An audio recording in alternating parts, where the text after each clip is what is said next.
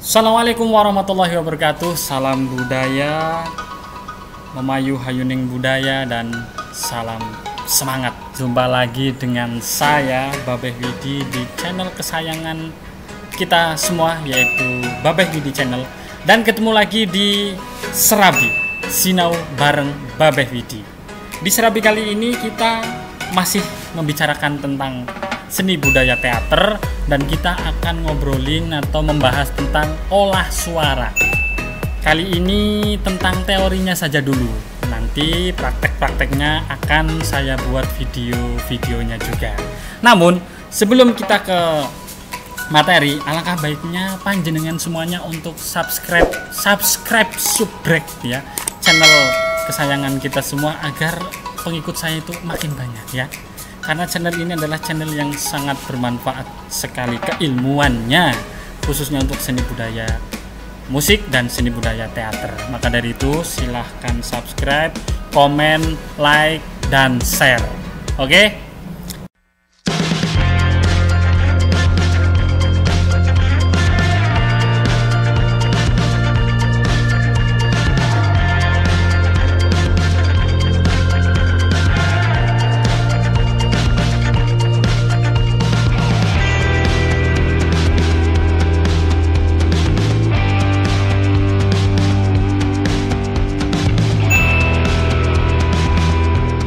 Langsung saja kita ke materinya, yaitu olah suara. Jadi, olah suara adalah unsur penting dalam kegiatan seni teater yang menyangkut segi auditif atau sesuatu yang berhubungan dengan pendengaran. Kemudian suara adalah lambang komunikasi yang dijadikan media untuk mengungkapkan rasa dan buah pikiran. Jadi lambang komunikasi untuk mengungkapkan rasa dan buah pikiran. Karena kadang orang kita dengan gerak-gerik tidak peka, makanya harus dengan suara. Seperti itu. Kemudian unsur dasar bahasa lisan adalah suara.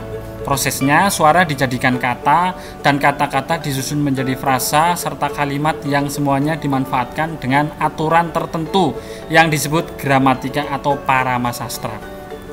Ini teorinya tentang suara.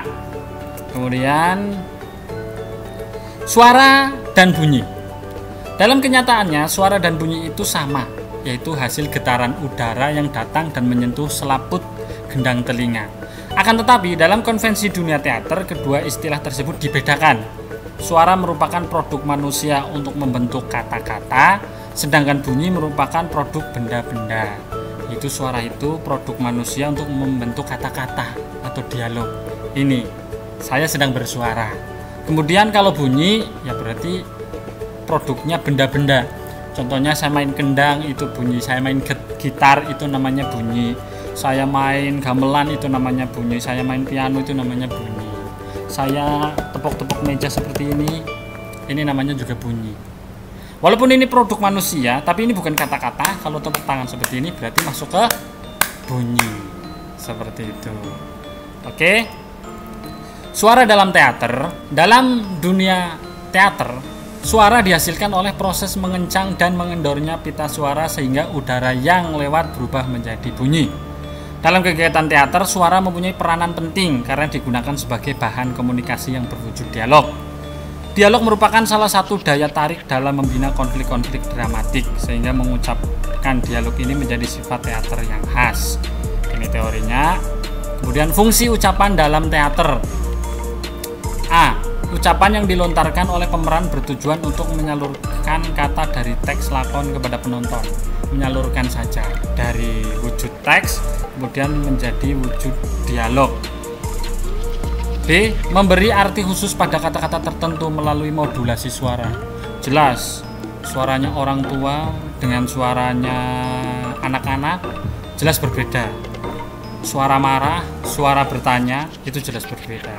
Kata tidak saja bisa macam-macam. Contohnya, tidak, tidak, tidak, tidak. Itu hanya tidak, namun memberikan modulasi. Contohnya. C. Memuat informasi tentang sifat dan perasaan peran, misalnya umur, kedudukan sosial, kekuatan, kegembiraan, putus asa, marah, dan sebagainya. Nah, ini umur. Kalau di teater yang pernah diajari oleh guru saya, contohnya umur, itu jelas suaranya berbeda. Suaranya anak-anak ya berarti yang kayak papa, aku minta jajan papa. Nah, harus jelas dilengkingkan, nggak mungkin suara anak itu gede suaranya. Papa itu apa sih pak? Nah itu bisa anak-anak. Orang tua kakek-kakek ya, semenjak kau tidak datang ke tempatku ini, aku merasa kesepian. Nah sampai suara orang tua. Atau mungkin suaranya juragan jelas berbeda sama batur atau sama pembantu. Baru juragan, hei, sudah berapa lama kau cuti dariku? Nah itu juragannya. Kemudian baturnya, pak, saya sudah lama sekali, maafkan saya pak, karena saya sakit. Itu memuat umur, kedudukan sosial, kekuatan, kegembiraan, putus asa, marah, dan macam-macam. Jelas ada itu. Terus D, mengendalikan perasaan penonton seperti yang dilakukan oleh musik. Jelas suara itu bisa mengendalikan kapan suaranya marah, bersuara putus asa, bersuara sedih. Itu jelas dikendalikan seperti musik. Kemudian E, melengkapi variasi. Masa kita bersuara di teater itu datar-datar saja, kan jelek. Jelas harus ada melengkapi variasinya. Baiklah, kita lanjutkan. Kemudian suara dialog itu sangat penting. Di sini teorinya seperti ini.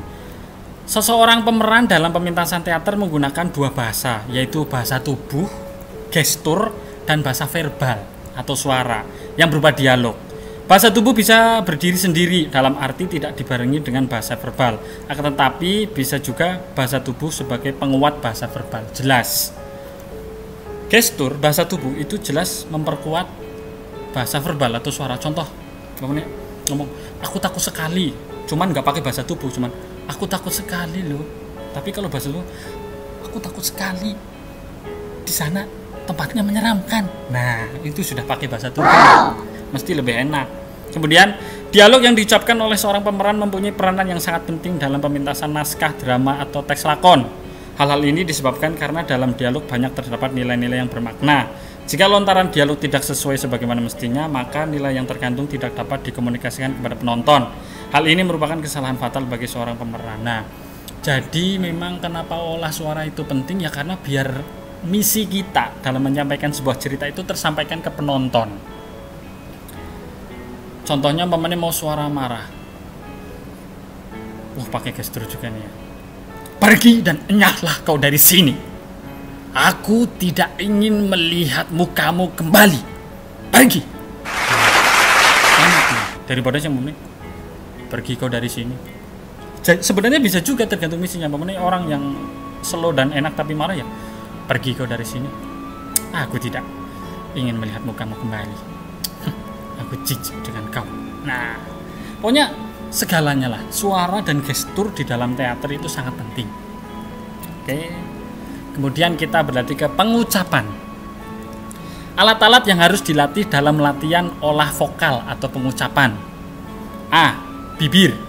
Sangat berperan dalam membentuk huruf-huruf vokal dan huruf M, B, P. Juga huruf A, I, U, E, O, E. Itu penting. M, B, P. Makan. Bagaimana? Pada siapa? Nah, huruf M, B, sama P itu adalah huruf bibir. Makanya harus sering dilatihkan atau sering latihan.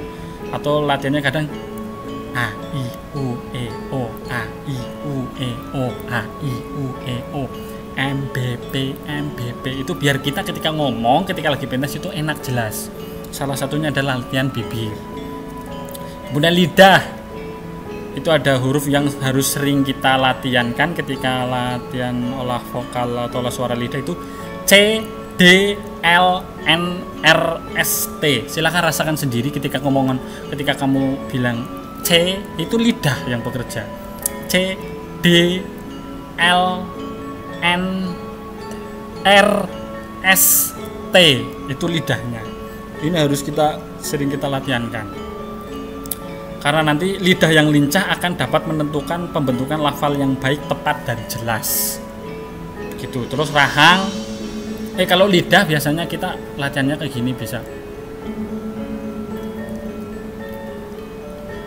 Itu latihan lidahnya, olahraga lidah namanya. Kalau rahang membantu pembentukan rongga mulut, contoh ini huruf wa kan rahang, wa nggak mungkin bibir, wa nggak mungkin, ini rahang, wa ya. Biasanya latihan rahangnya begini. Nah itu latihannya. Kemudian langit-langit juga, tapi ini sedikit sekali fungsinya. Yang jelas yang berfungsi sangat banyak. Latihan pengucapan yang harus sering kita lakukan adalah bibir, yaitu huruf MBP, kemudian lidah, kemudian rahang, dan juga langit-langit. Oke, seperti itu saja teori dari olah suara.